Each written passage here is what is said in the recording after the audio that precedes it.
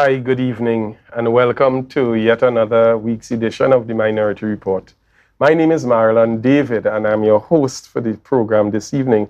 And this evening, we're going to be having a number of conversations. As you know, we continue to fulfill the mandate given to the Minority Leader and the Minority Council to hold this administration accountable and to literally represent the needs and the interests of all of Tobago. And so this evening is no different, where we're going to have some very interesting discussions with our guests this evening on set. But before we do so, let me encourage you to sign in and share this video to those who may be interested in participating in this evening's program. You can view this program on Tobago Update's website. You can view it on the Tobago Update's YouTube channel. However, most frequently visited and the most viewed is the Tobago Update's Facebook page. We're also connected to M&E TV, where you can look at this program on the actual channel on the television. So I'm encouraging you to share the live link if you're logged on already. Let's tag a few folks, because this evening's discussions will prove to be very, very beneficial. For those of you who are interested in sending your comments, sending your recommendations to us this evening, or even your issues as we're going to have aired in a little bit, you can do so by sending that to the WhatsApp number 284-6597. That's 284-6597.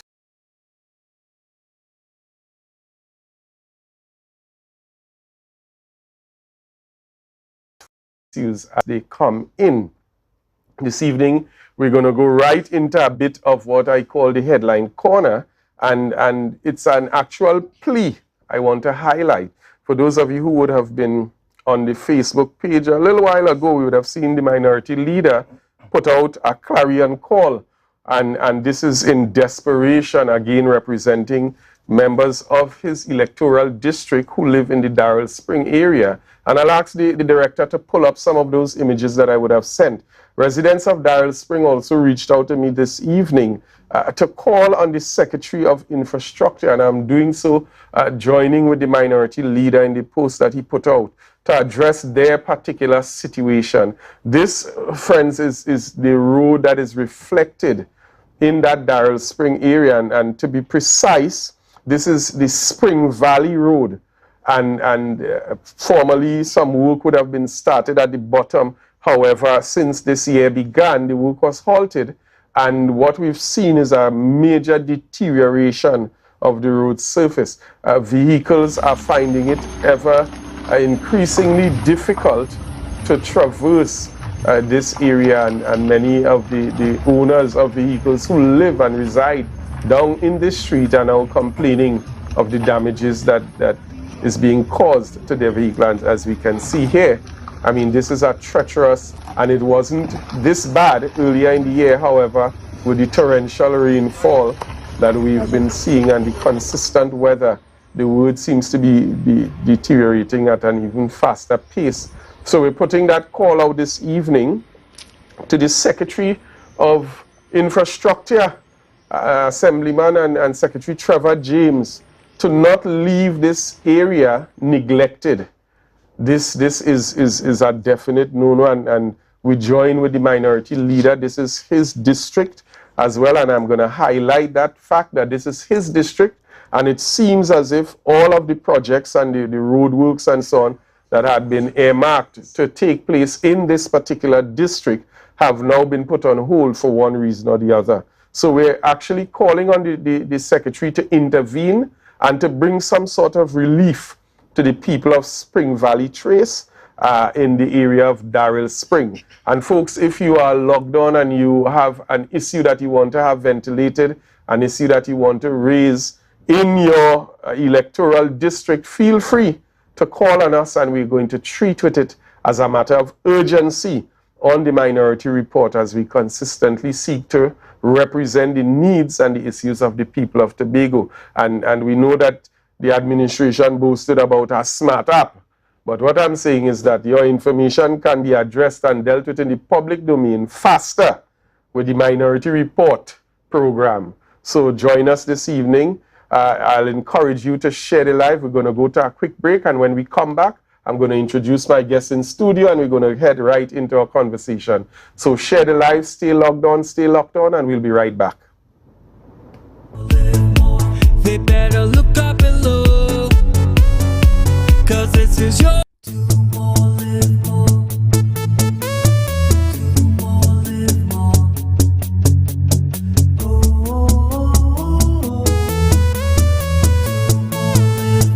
This is how it's gonna go. They better look up below, 'cause this is your show, and everybody's gonna know. Say it to them once again. They better look up below. This is your show, and everybody's gonna know. That's how it's gonna go. They better look up below, 'cause this is your show. You can now get whatever you need whenever you need it anywhere in Tobago with Tapago. Your meals, medication, groceries, and shopping all delivered directly to you. No more hassle, no more stress. Get the Tapago app today on Google Play or Apple App Store. That's TAPPOGO, and let us deliver to you. Check our website at www.tapogo.app or call the experts at 494-TOGO and 484-4746. Tapago. Relax. We will get it to you. Tapago's at your service.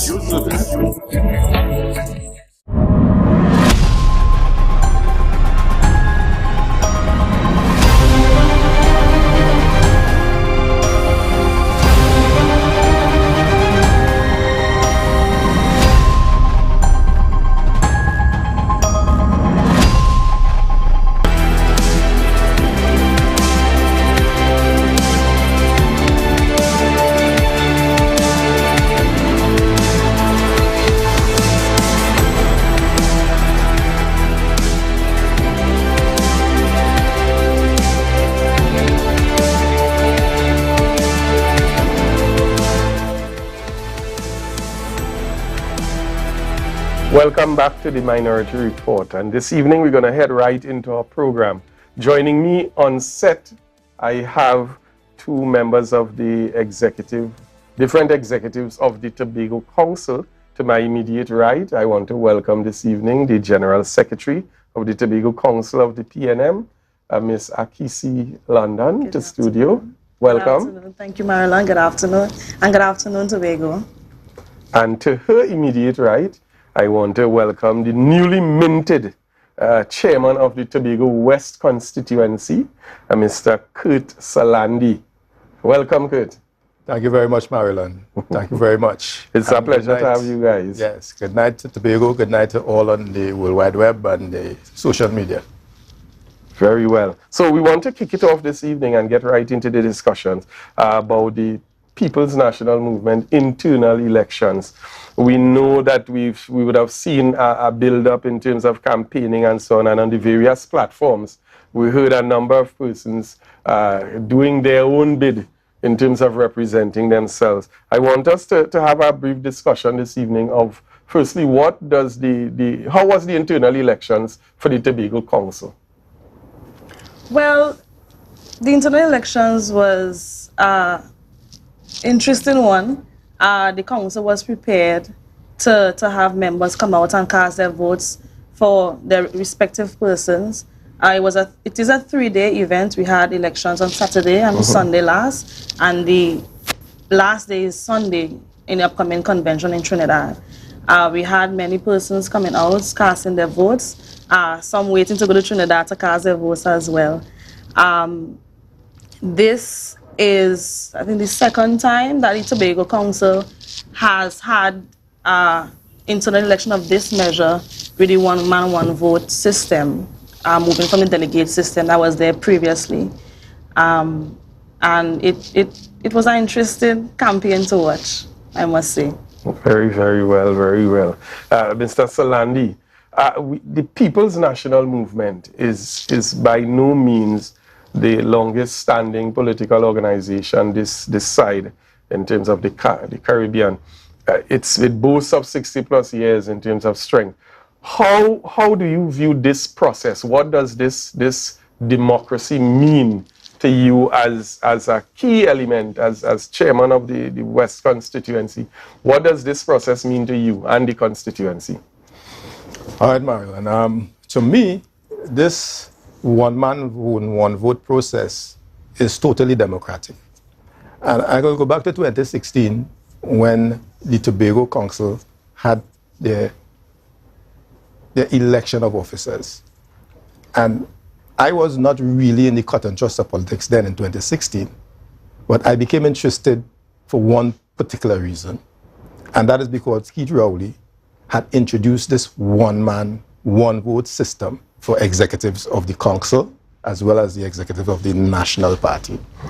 And I could remember, I told myself, well, if this election is coming again, if it's delegate system, I don't think I will participate, because delegate system have a propensity to select persons before election who will get to positions, right? And since 2016, and I decided to contest the chairmanship position, it was done so because of a more democratic process that was introduced into the PNM, right? And no, then the talk and the aim was to filter this democratic process down to the party group level. That hasn't reached that point as yet, but it is well on its way to totally democratizing the process of elections within the party. So, to me, this is the way to go, and this will give participants, possible candidates, a fair choice of being heard and being selected. So, as it is now, Maryland, anybody who has a party card for the PNM in Trinidad or Tobago can participate as candidates in elections such as this. And that could only be good for the party in going forward. So Akisi, back to you. I think in terms of the framework of the Tobago Council, you're the youngest General Secretary that we've seen elected thus far. Congratulations on that. Thank you. And also a happy belated birthday from us here at the Minority Report. We know you celebrated a birthday recently. I appreciate it. Happy belated birthday, Akisi. Being the youngest General Secretary, it puts you in a position to also be an attraction for the younger voice or voices within the party. How does this resonate in terms of the democracy, as we heard Kurt explaining the widening of the democracy and the democratic process within the party?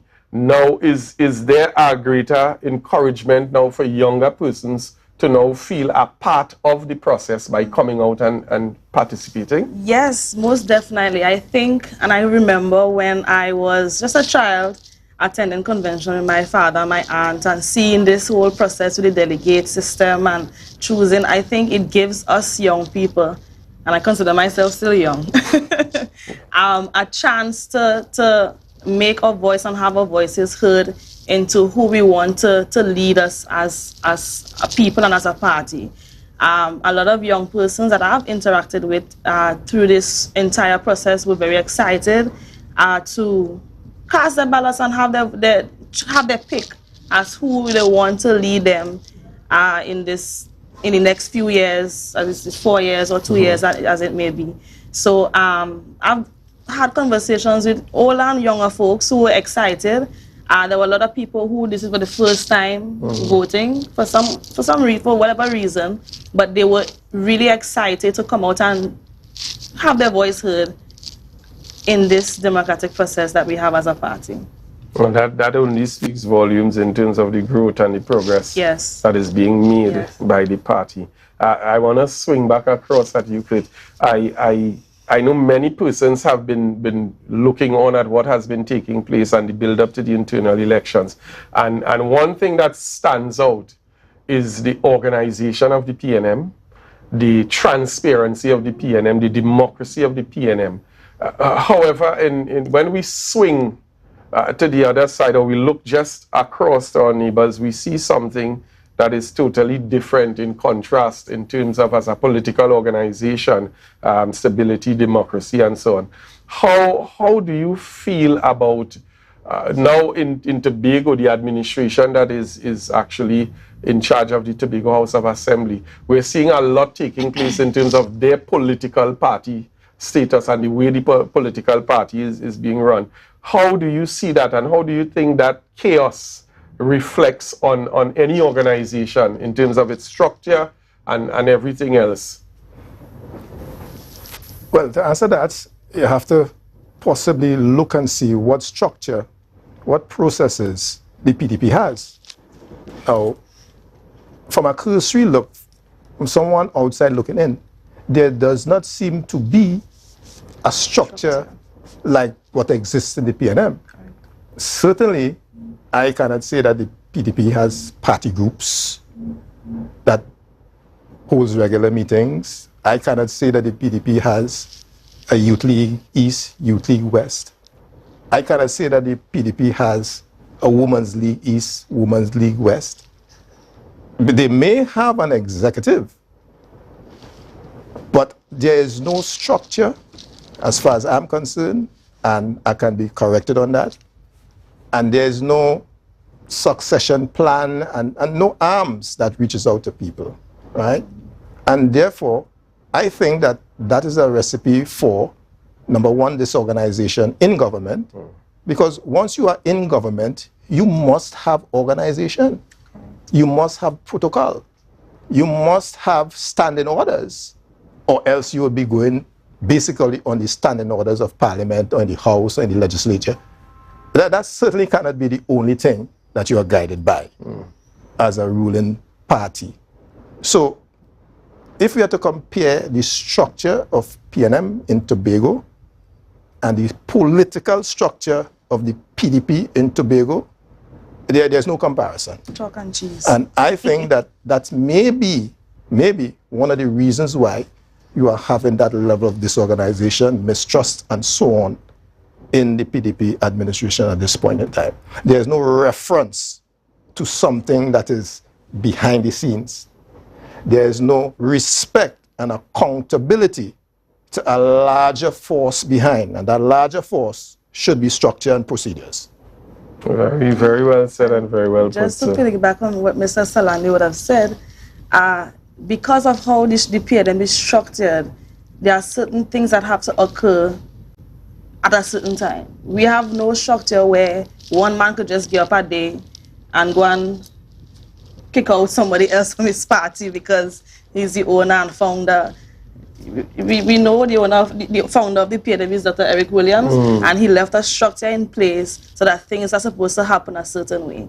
So I think that the PNM brings a level of stability for the Tobago and Trinidad and Tobago, and I think that people need that stability right now because all they see is chaos.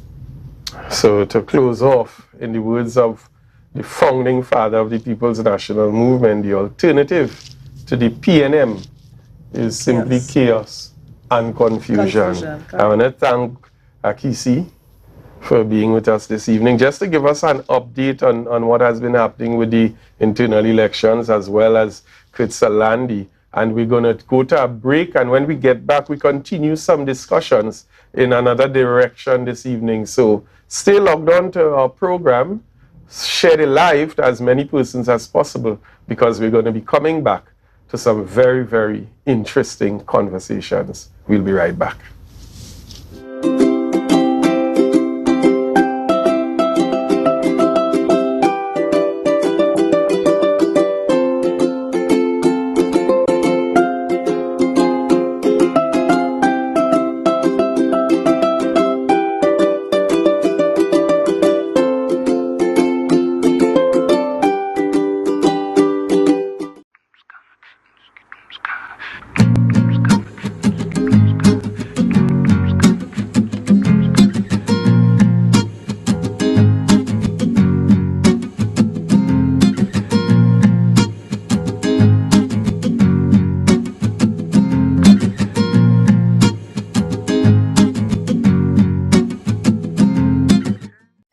best place to stay in Tobago is at Thorns Place, with rates starting as low as 200 TT. Call or WhatsApp 745-7306 or 682-8676. We are located uptown Scarborough, 5 minutes away from the port. Remember, at Thorns Place, our aim is to make your stay safe and affordable. I want to welcome Assemblyman Joel Sampson, a guy who a lot of us know fondly by Nazi. The Assistant Secretaries for Tourism, Culture, Antiquities and Transportation, and Ms. Megan Morrison. And the Assistant Secretary in Health, Wellness and Social Protection, Mr. Sonny Craig. Beneath the surface, we get to hear candid views from every assemblyman, every area representative, every councillor and presiding officer. Their accomplishments, their challenges, and their goals for 2023. Beneath the Surface, weekdays from 8 a.m. on Good Morning Tobago, with Candice Jackson and Chanel Felix, only on Tobago Updates. Was a while before Christmas, and all through the land, people was putting away house with very little money in hand. They was painting and cleaning and doing their chores, but I went to hunt for deals at American stores. Deals on living and dining room sets, on fridges and stoves, beds and cabinets, on washers and dryers, small appliances cheap, even TVs and stereos, prices just can't be beat. So let's Christmas together at American stores. After all, what they tell me, anything could be yours.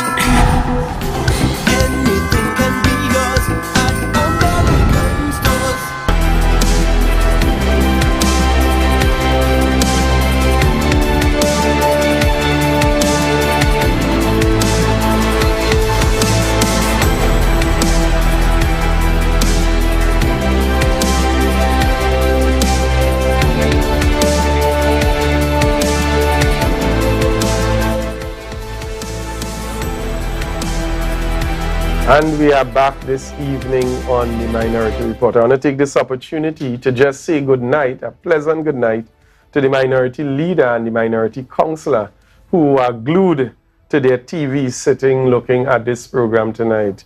We definitely look forward to seeing you back on with us next week, guys, as we continue to do what we are called to. This evening, I want to take the opportunity to welcome a very special guest in studio with me. And he's joining our conversation, and I mean it takes me, or it gives me great pleasure to welcome to the set this evening the political leader of the Tobago Council of the PNM and former Chief Secretary, Ansel Dennis. Welcome, sir. Good evening, sir. It's been a pleasure to be here. My very first appearance on this program. At the same time, let me congratulate you as the host, and of course the minority leader and the minority councillor and other persons who appeared on this program from time to time to bring truth and correct information to the people of Tobago, since you have been getting the opposite to that from the current Tobago House of Assembly administration. Very well, very well. And as usual, you always enter the conversation with a very salient and sobering stance. Now this evening, we want to begin looking at some topics, and we know there's a hot discussion taking place in Tobago, and that is pertaining to the Zipline incident. So I want you to share a bit of the perspective on this, and then there are a few clips and so on that we're going to go into after. So enlighten us. Definitely. So my reason for being here, and good evening as well to the people of Tobago, I don't think I said that before, and for those who are taking in this program on whichever platform you so choose. My primary reason for being here is really to bring the facts concerning this Zipline issue. It has been a very long-standing discussion through 2 election campaigns and even afterwards. And I am very much informed of the facts, having spent almost 2 years as Chief Secretary looking at this issue, getting the information, doing a lot of research. And I can speak from the benefit of facts and, of course, legal advice that the Tobago House of Assembly benefited from. So I'm here to bring the truth and the facts once again, because it's not the first time I've spoke on this matter. Because, of course, there are some who are inclined, or it might be their core character trait to lie and misinform and bring false information to the public, and therefore I want to correct some of that.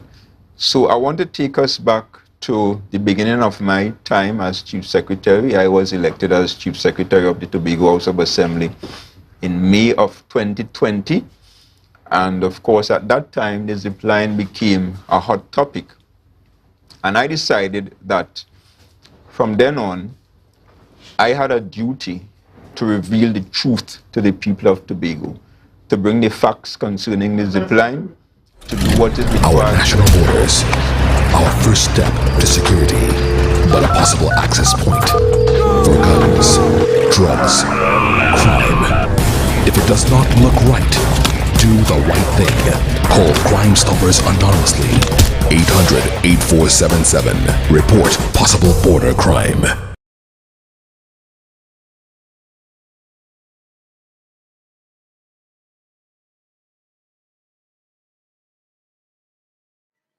This is it. Excel Spa by Haley, where our highly trained staff are ready to deliver the top-class services in facial massages, waxing, nail enhancement and body treatment. We are ideally located at Coco Avenue, Susolands, Tobago. You can find us on Instagram, Facebook, TripAdvisor, or you can call us on 730-0149. Excel Spa by Haley. Relax, renew, and rejuvenate.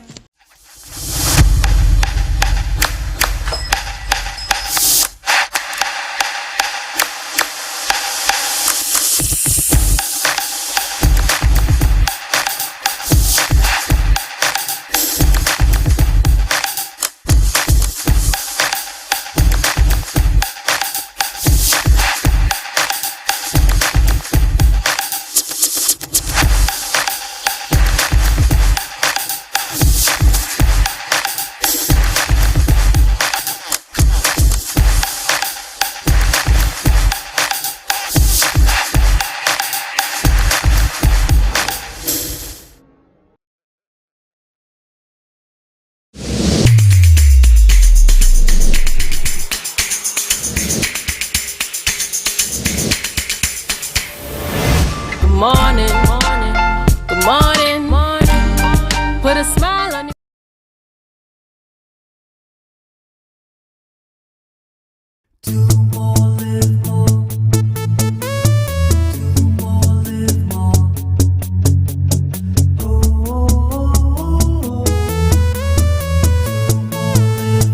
This is how it's gonna go.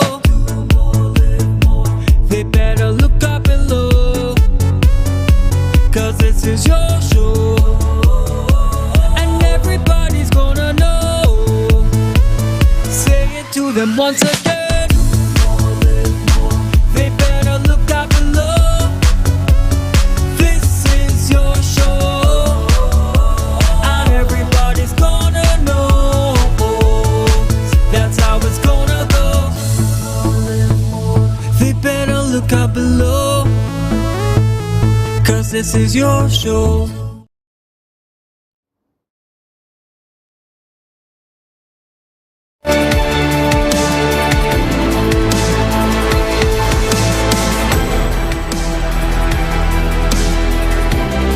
So folks, let me apologize for that break in transmission. We had a bit of technical difficulty, but I trust that the director would have had it sorted out by now. So we're going to get right back into our program. Political leader, you were saying.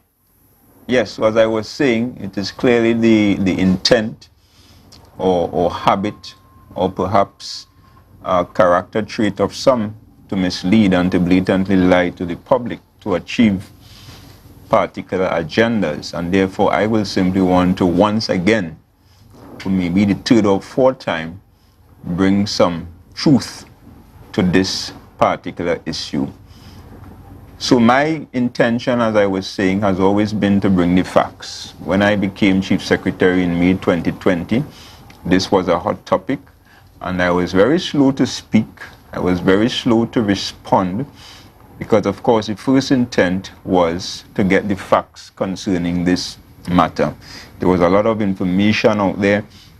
Some people were saying 80% of the equipment is on the ground, and various bits of information was out there. And therefore, it was always my intention to get the facts and bring the truth to the people of Tobago.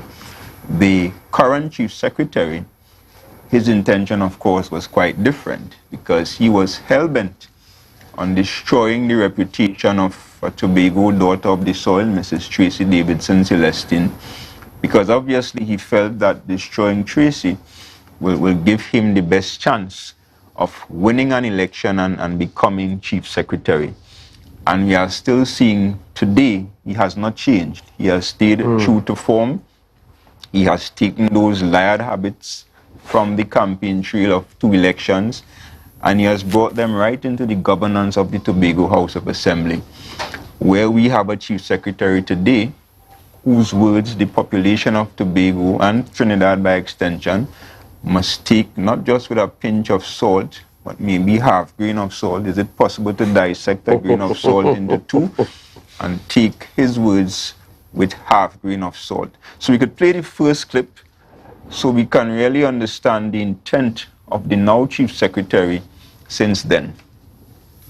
Mr. Director, take us into the first clip.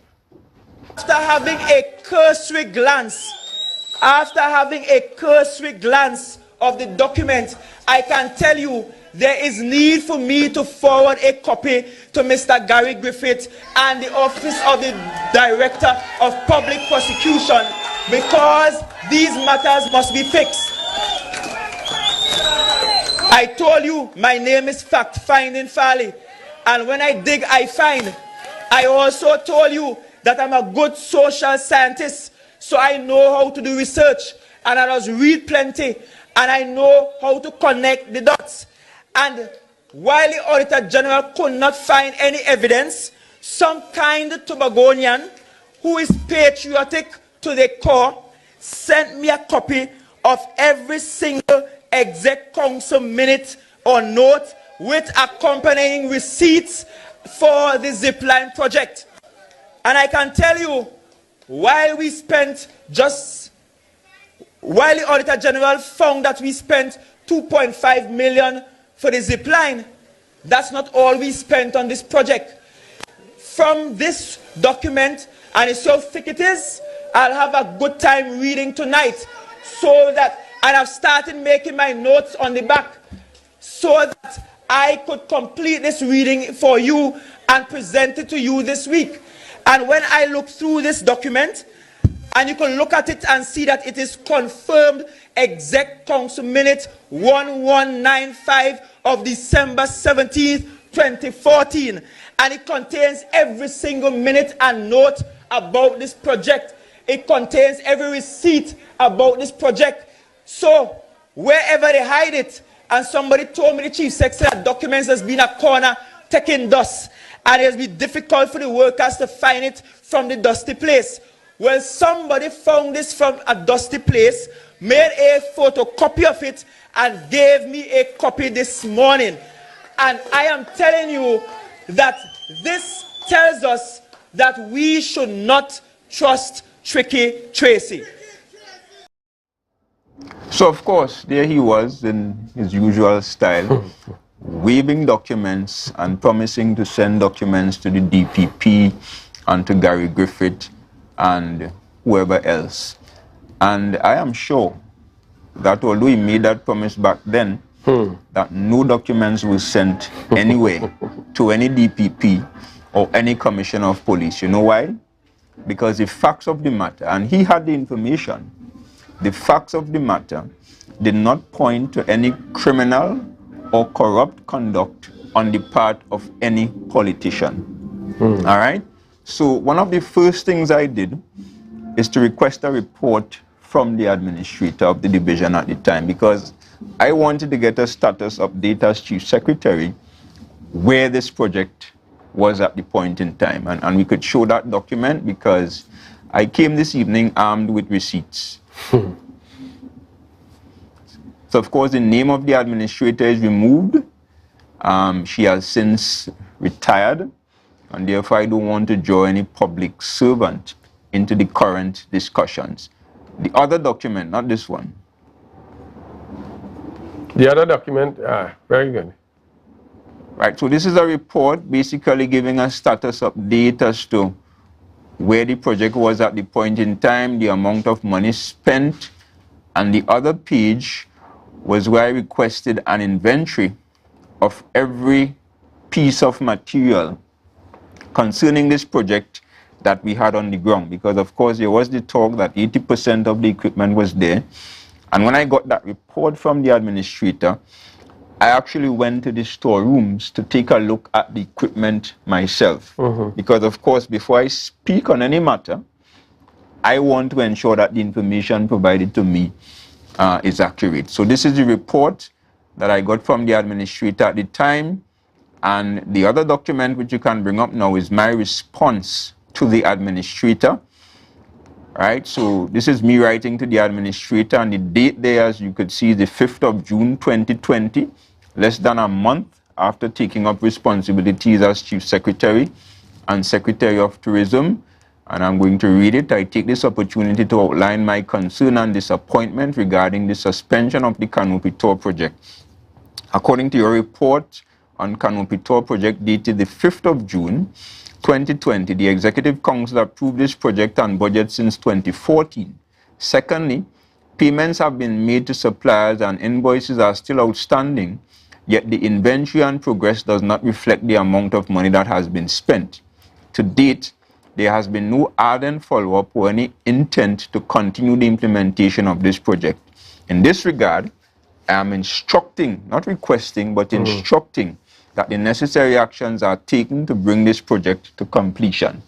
So, of course, following that letter to the administrator, several meetings were held with the administrator, with the legal department, and other persons involved in the project to ensure that we got the necessary information so that we could tell the people of Tobago, contrary to what Farley was saying at the time, what really is the status of the project, what happened to the money, where exactly did that money go, and why the project was not delivered.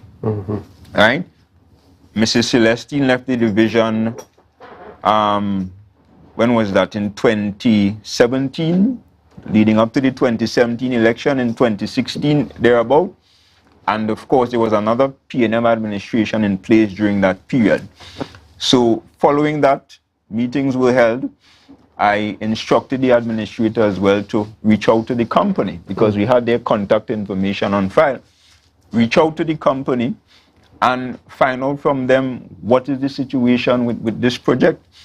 And I was told for months, almost every week, because I had weekly meetings with my administrator to get status updates on very key developments. And almost every week I was told that, you know, they couldn't get on to the company. So one day I got a bright idea to try to call these people for myself. And of course I didn't call directly, but I asked one of my personal staff members to get the file, get the contact information on the file and reach out to the company. Almost immediately they were successful, and we scheduled a meeting that took place on the 2nd of November 2020. We met with them, we discussed certain matters, and I have to be very careful with what I'm saying here because of course the matter is before the courts, but I will only reveal the facts. We in the Tobago House of Assembly, based on all the research over a period of months, and based on what the internal legal people were saying, because of course we have the senior state counsel out of the office of the chief secretary, and there was also a legal officer in the division of tourism. So based on what they were saying, having reviewed the contractual arrangements and having reviewed all the evidence and all the information available, our clear position was that this company need to deliver the Zipline without any additional payment from the THA. We met with them. I went into the meeting supported by the administrators and the legal people, and that was our very firm and clear position. deliver the project, you receive X amount of dollars, we're not paying another cent, right? That was followed up with a letter from the legal people as well in the Tobago House of Assembly, and we were not satisfied with the responses that we got, and therefore in May of 2021, I requested further legal advice because, of course, the internal legal people were saying, yes, based on our review, based on our understanding of what took place, the THA has a case. But to back that up, I decided to procure additional legal advice from a well-established legal firm. And again, it's not the first time I'm saying any of this. I reported this to the people of Tobago in 2021 as well, and we could go ahead and play that clip. Let's get a second opinion from an independent and reputable legal firm. And I'm sure some of you, if not all of you, could see the name on this document.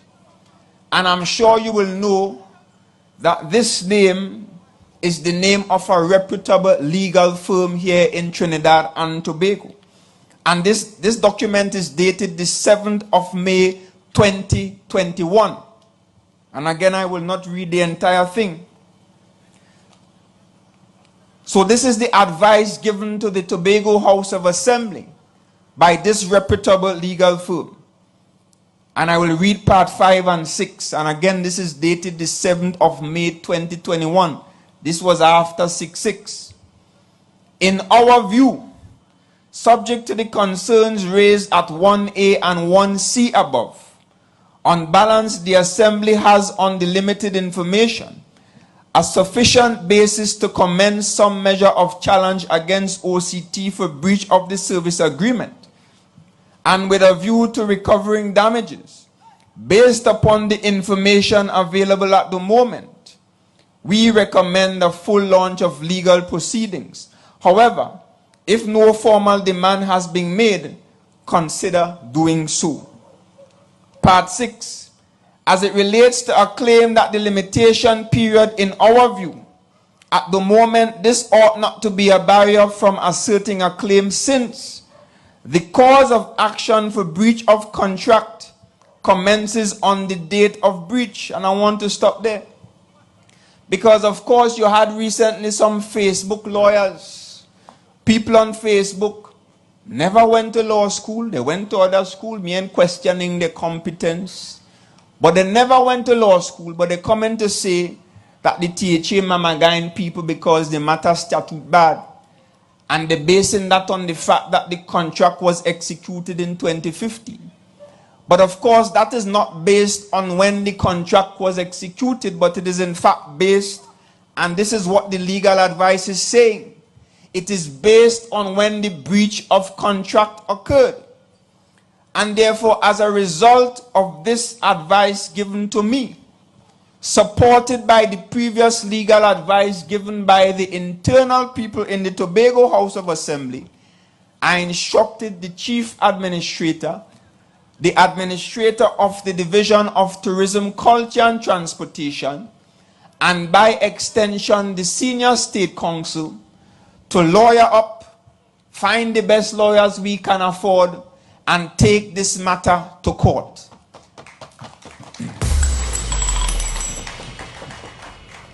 And today I am pleased and somewhat disappointed to say to the people of Tobago that we have officially filed a claim in the High Court of Trinidad and Tobago pursuing legal action against OCT for breach of contract where the Zipline project is concerned.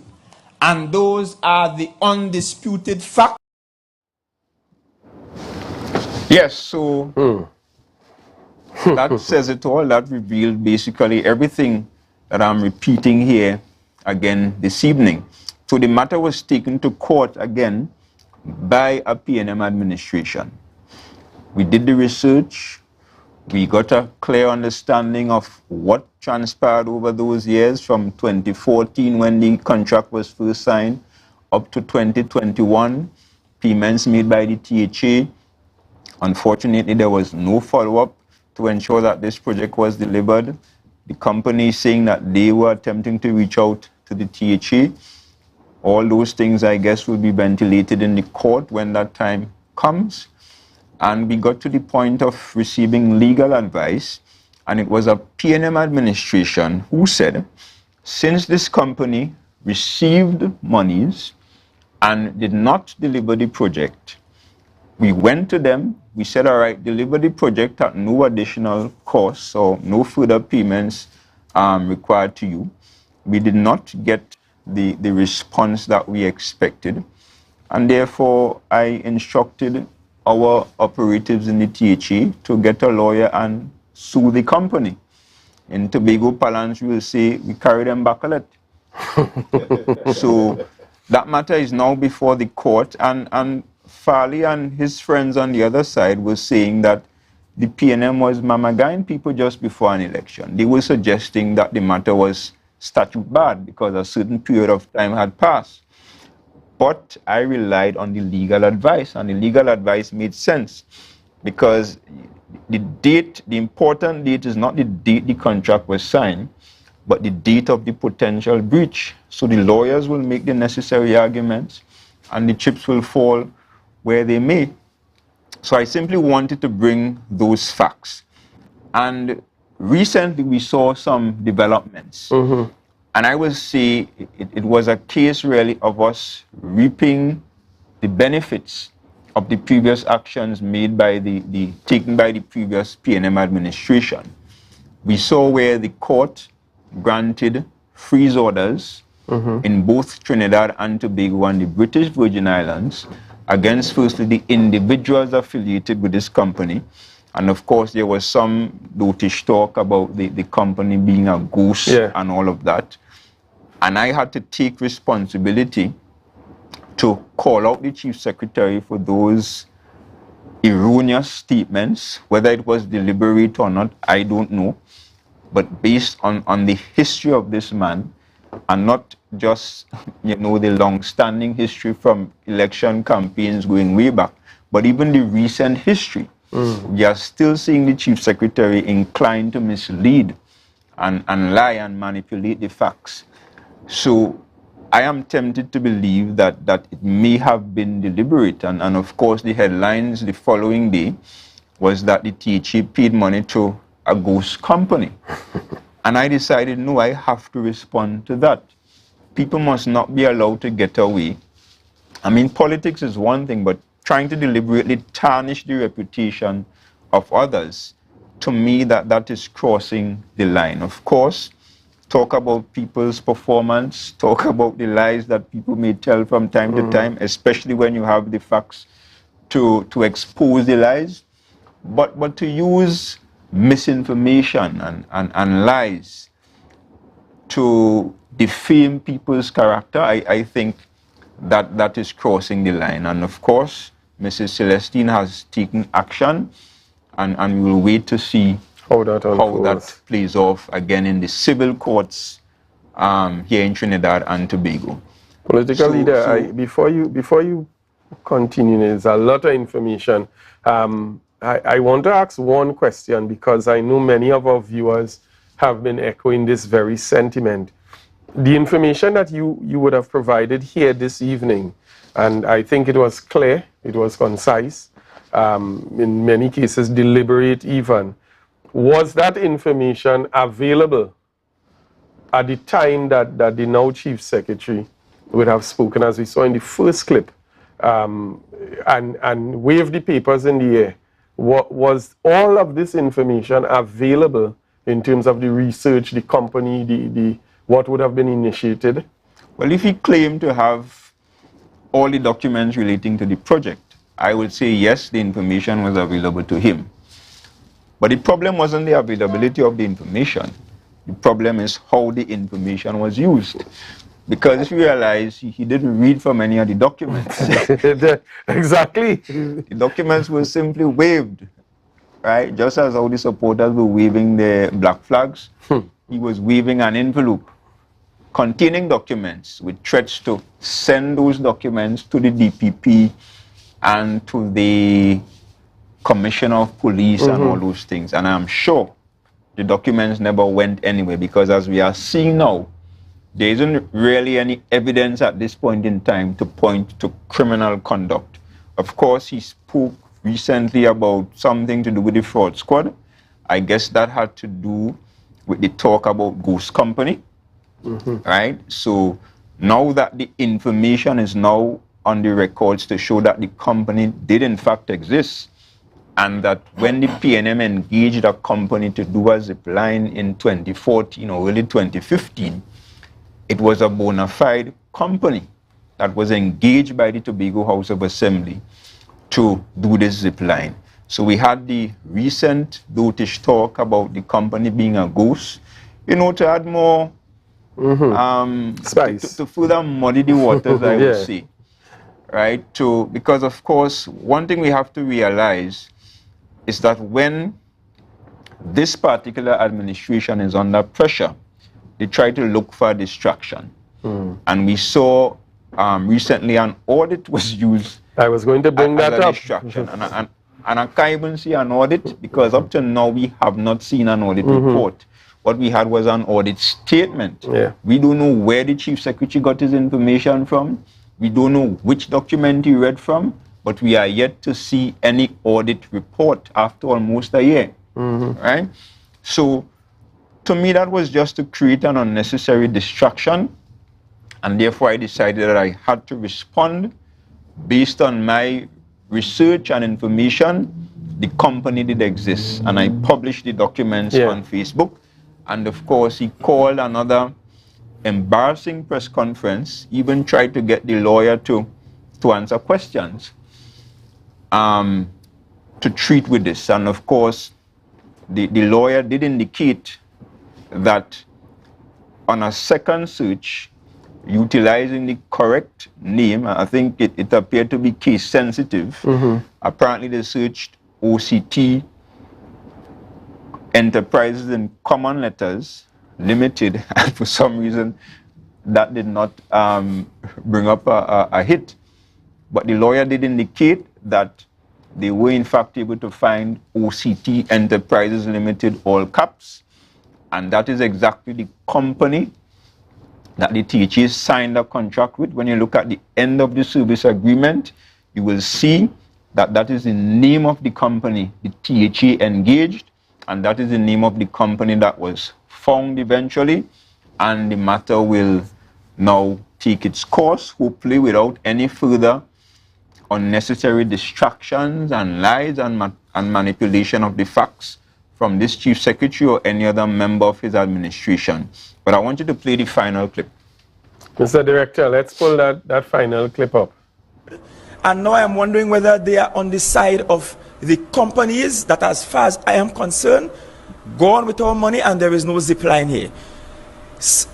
I need one thing to be done. Given that the former chief secretaries, we will appear, have connections with the principals of this company, that he could find their registration certificate when we couldn't find it. I hope he could help us find back the money as well. We will greatly appreciate that. So there he is again. Oh, Lord. In his usual vicious, malicious, and uncouth style. Yes. Implying that I am either trying to partner with this company, the same company I took to court, the same company I instructed the legal people in the THA to sue. He's now implying that somehow I am partnering with them. And in the last part of the statement, play it again. I want to get the last thing he said. Play that clip again. And now I'm wondering whether they are on the side of the companies that, as far as I am concerned, go on with our money and there is no zipline here. I need one thing to be done. Given that the former chief secretaries, we will appear, have connections with the principals of this company, that he could find their registration certificate when we couldn't find it. I hope he could help us find back the money as well. We will greatly appreciate that. So there he is implying that I somehow have connections to this company. right? And he said he hoped that I can help them find the money. So I would simply say to Mr. Augustine that if it's one person who have already helped the THA and to help the people of Tobago in recovering this money is Ansel Dennis. For the length of time I spent leading an administration to ensure that we got to the bottom of this matter, that we were able to get all the facts and all the evidence, and most importantly, to take the decisive action to take this matter to the court so that you could now come and talk about the limited success that the THA has gotten so far in terms of those freeze orders, right? I have given all the help possible to ensure that the THA is able to recover the money. The matter is before the court. My hope is that this matter will be pursued vigorously and to the fullest extent to ensure that either we get back the money or we get this long-awaited Zipline project done here in Tobago. But I want to say to the Chief Secretary again, because I said it before, to desist from trying to mislead and misinform the people of Tobago. Leaders ought to be slow to speak and quick to listen. Leaders ought to, as far as possible, apprise themselves of the facts and speak truthfully to the people that they are charged with the responsibility of leading. So desist from lying on this matter and any other matter to the people of Tobago. I would say it is quite unfortunate that our Chief Secretary at this point in time has earned a brand or the name Liard Farley. Even his own political leader is referring to him as Liard Farley. Former Chief Secretary Ho Choi Charles, I mean, he didn't call him a liar, but he revealed information to the public which suggests that the Chief Secretary did not tell the truth about a particular matter. So that is quite unfortunate, and I will hope that going forward, the Chief Secretary tries his best to relieve himself of that brand, and that the people of Tobago hopefully can finally benefit from decent leadership from the level of the Chief Secretary. I want to bring Mr. Solandi into the conversation. I mean, a lot of information has been coming out. And Kurt, I know you have been following this matter closely as well, having quite a lot to say of it. We even saw where the company themselves, OCT, would have also issued statements along the lines of the Chief Secretary using this issue as a political football to try to glamorize the thing. So give us your perspective a bit on what has been taking place. Yeah, thank you, Marlon. Well, I like to start by saying that I have never been in the business of denigrating anyone's character, right? In this instant, what I would like to say just briefly is that the present Chief Secretary said in the statements he just made that he is an expert researcher, right? That came out very clear in his pronouncements on the few slides. I would like to say the expert researcher here in this matter is Mr. Ansel Dennis, because Mr. Ansel Dennis has revealed all the relevant facts and data that cannot be denied, right? And I would like to say that the expert researcher probably did his research, but proved to give the information in such a way that it denigrated someone's character and denigrated the character of the PNM. And in political terms, it would have been good for them, for the PDP, because my impression is that in the January THA elections, that zip line was a silver bullet for the PDP, right? I think it gave them a lot of traction, a lot of sentiments that the public at large looked on with and believed. And that had the result of getting them 6 out of 12 seats in the assembly. And I will just like to say, you asked the question of Mr. Dennis a while ago, was this information available? It was indeed available to Fali, and I believe it probably was available to us, but not as facts, because you didn't have the ability to get to the canopy owners and the ones who were implementing stuff and to get to the bottom of it, right? Political leader here says that that was on the investigation. He was pursuing what the facts were. So at that time, there was not a personnel in the election campaign on the PNM side that could have debunked successfully what Fali Augustine was saying. And in politics, you just need propaganda and a good speaker. And that is it. It can get you far. Let me just give you an example of a personal experience of mine. It's not related to this, but it can explain people's sentiments. I have a sister whose birthday is on February 9th, right? I know it well because it's just 2 days before or after mine. Not the same year. So somebody said on Facebook around the 5th of February, happy birthday, Angela. Hope you have a nice day. And me with my stupid self, knowing my sister birthday is tonight, you know, send her a greeting, happy birthday, Angela. Hope you have a good day. My sister replied to me, Kurt, what, me a stupid or? My birthday is on the night. And then you know what struck me? I said, this Facebook could convince people of things that are not true. Right? And that is why I'm so very careful to give credence and treat as facts and data anything I see on Facebook. And that elections of January, Facebook was the major medium for dissemination of information. And because we as residents, human beings, are easily drawn to believe things that are sensational, that is why PDP was able to get 6 seats in that January election. And that story was not debunked until now, after the fact. So I'm just saying it was an excellent political ploy by the PDP and Fali to get such a traction. To fool the people of Tobago. I ain't going to say fool, because as I say, I don't denigrate anybody, not even our opponents, right? I like to see the best in people. So I am saying that it was a political strategy on the half of the PDP that got them traction.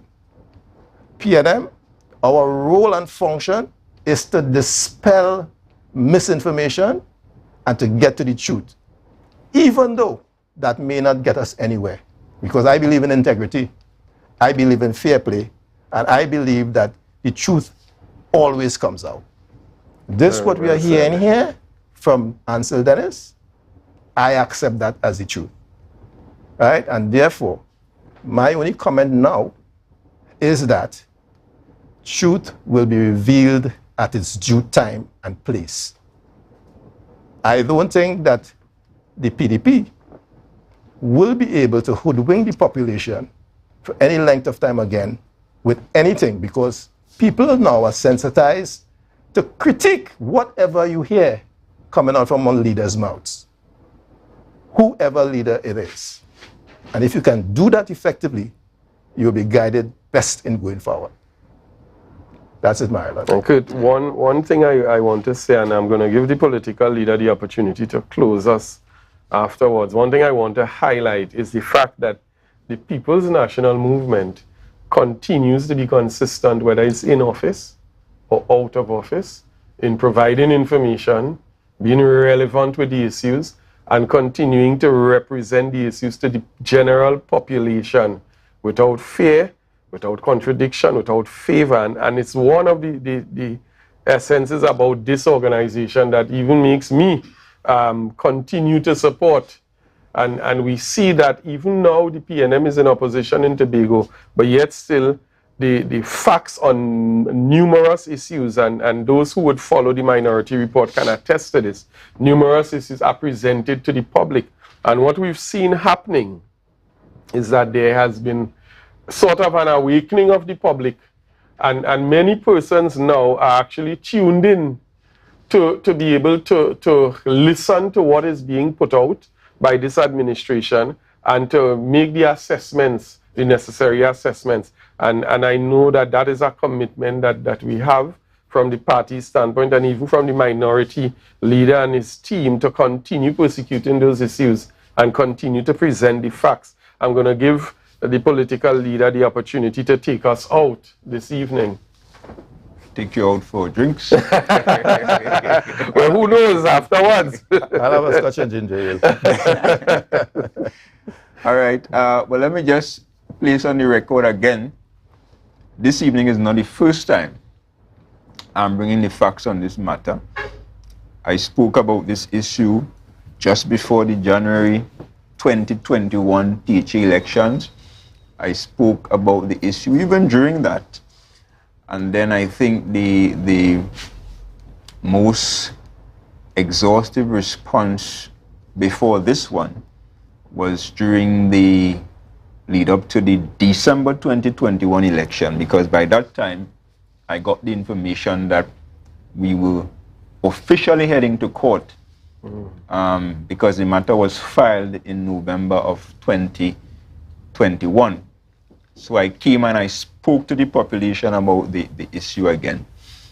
Here I am again as a result of, again, misinformation being placed into the public domain, having to talk about Zipline again. And I will say to the people of Tobago, this is the last time the PNM will be talking about Zipline. The facts are out there. I, as political leader, have spoken about this matter several times. The documentation is also in the public domain, and therefore I will not be speaking to this issue again. It is now a matter before the court, and the court will decide. Lawyers will argue, and the court will make a decision one way or the other. I am happy to have done my part. We in the PNM are happy to be on the side of truth and facts, and others who choose to mislead, they can go ahead with that. But my grandmother and my mother always told me that what is in the dark always comes to light, and truth always prevails over falsehoods. So unless, of course, I have cause to respond to another bit of misinformation from this Chief Secretary, we will not be talking about Zipline again. My hope, again, the facts are that the THA paid money and the company did not deliver, and therefore we took a decision to sue the company. And my hope is that this matter will end in the very near future favorably for the Tobago House of Assembly, as I expect it to, based on what I know and based on the information that I encountered. So with that said, it was a pleasure being a part of this program, and I look forward to appearing on the program again at some point in the future. Again, congratulations to the minority leader and his team on this very informative program, and I hope my presence here was able to add and not subtract from the program.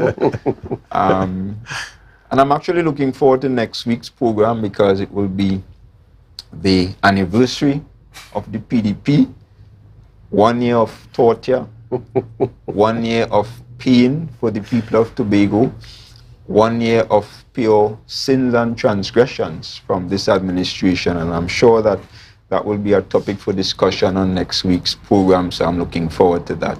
So again, it was a pleasure here to bring the facts concerning the Zipline, and good evening to everyone. Well, let me indeed say, and I know I can speak on behalf of the minority leader in this regard, that the pleasure is all ours in having you here this evening on the program. And before you would have said it, you actually took the words out of my mouth, where I was going to extend an open invitation for you to return, not once, not twice, but, and I'm seeing the minority leader, even as I'm speaking, he's typing in, please return We enjoyed your presence. And I know those sentiments are being echoed across the board in terms of our viewership and by extension members of the party. I'm seeing the live is literally exploding right now. But political leader, it was indeed a pleasure having you again as always. Well researched, the information is very, very direct and deliberate, and we continue to yearn and desire your presence to be able to partner in this on the Minority Report going forward in terms of promoting and persecuting the issues. And yes, as you would have indicated, by next week we will be seeing an anniversary coming around, and we know people normally like to celebrate for their anniversary. Say happy anniversary. Yes, and there's nothing to be happy about with this anniversary coming. And with God's grace, we are going to be back here next week, Tuesday. I don't know who will be on the panel. I don't know if the political leader is going to be representing on the panel as well. I don't know. I don't want to let the cat out of the bag. I don't want to let the secret out. But we're going to have a very, very interesting conversation next week, and a set of panelists who will all be passing through to celebrate our not so happy anniversary. So I want to say thank you, political leader, for being on with us this evening. I want to thank Mr. Salandi, as I would have indicated at the beginning, newly minted chairman of the Tobago West constituency.